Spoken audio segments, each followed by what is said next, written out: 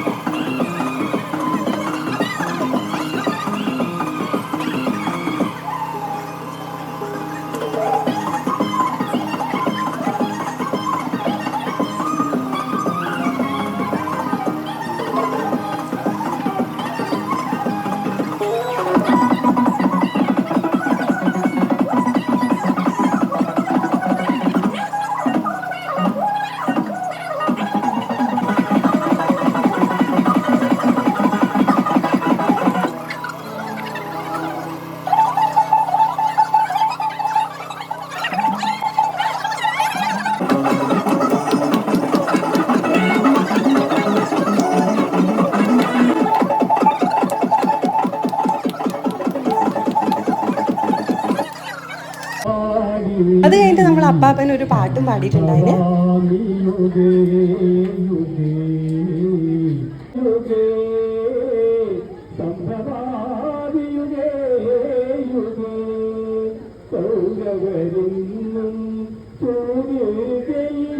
അങ്ങനെ ഞങ്ങൾ തലേന്നത്തെ പരിപാടിയെല്ലാം കഴിഞ്ഞ് പിറ്റേ ദിവസം രാവിലെ എണീറ്റിട്ട് നെയ്ച്ചോറും ദോശയും കൊടുക്കുന്നുണ്ട് പിള്ളേർക്ക്. തലേന്നത്തെ നെയ്ച്ചോറെല്ലാം ബാക്കി ഉണ്ടായിരുന്നു, ചിക്കൻ കറി ഉണ്ടായിരുന്നു.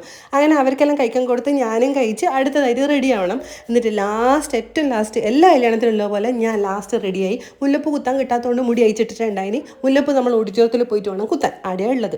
എല്ലാ അമ്മമാരും മേമ്മമാരും അനിയത്തിമാരും എല്ലാവരും അടിപൊളിയായിട്ട് ഭംഗിയിൽ സുന്ദരികളായിട്ടുണ്ടായിന്.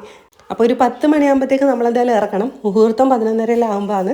അങ്ങനെ എല്ലാവരും റെഡിയായി. അമ്മായിമാർ ചെരുപ്പെല്ലാം മാറിയിട്ടിട്ടുണ്ടായിന്. അതെല്ലാം പറഞ്ഞ് ചിരിച്ച് കളിച്ച് പിന്നെ നമ്മളിന്ന് പോകുന്നത് ബസ്സിലാണ്. 2-3 ബസ്സുണ്ട്. ഏത് ബസ്സിലാണോ സീറ്റുള്ളത് ആ ബസ്സിലേക്ക് നമ്മൾ കയറാൻ വേണ്ടിയിട്ട് നോക്കിക്കൊണ്ടിരിക്കുന്നതായിരുന്നു. അങ്ങനെ നോക്കി നമ്മളൊരു ബസ്സിൽ കയറി.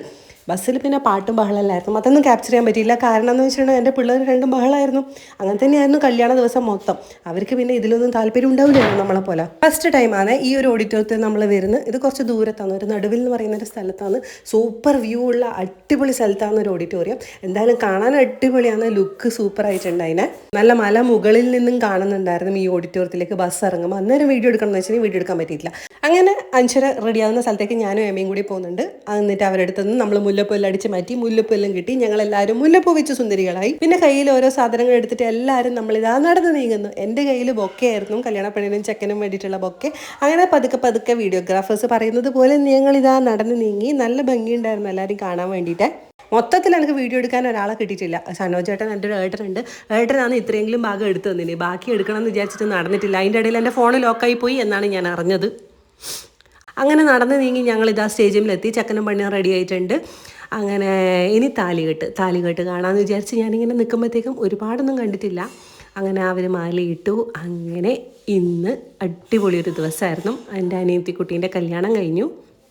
ഇതിനിടയിൽ എൻ്റെ 2 പിള്ളേർ ഇവിടുന്ന് ബഹളം വെക്കുന്നുണ്ടായിന്, അടി കൂടുന്നുണ്ടായിന്. അതുകൊണ്ട് മര്യാദക്കൊന്നും കല്യാണം കാണാൻ എനിക്ക് പറ്റിയിട്ടില്ല. എന്നാലും കുഴപ്പമില്ലാണ്ട് ഞാൻ കണ്ടു.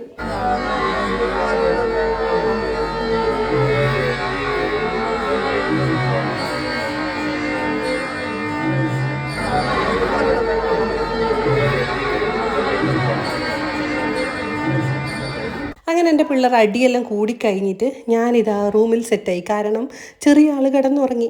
അതിൻ്റെ ഇടയിൽ അമ്മയും നിജി വാവി എല്ലാവരും വന്നിട്ട് അവരെ ഫോട്ടോ എടുത്തു. ഇവർ അബിയും അനുഷയും എല്ലാം ഫോട്ടോ എടുക്കുന്നുണ്ടിട്ട് ഞാൻ അവരെയും ഫോട്ടോ എടുത്തു.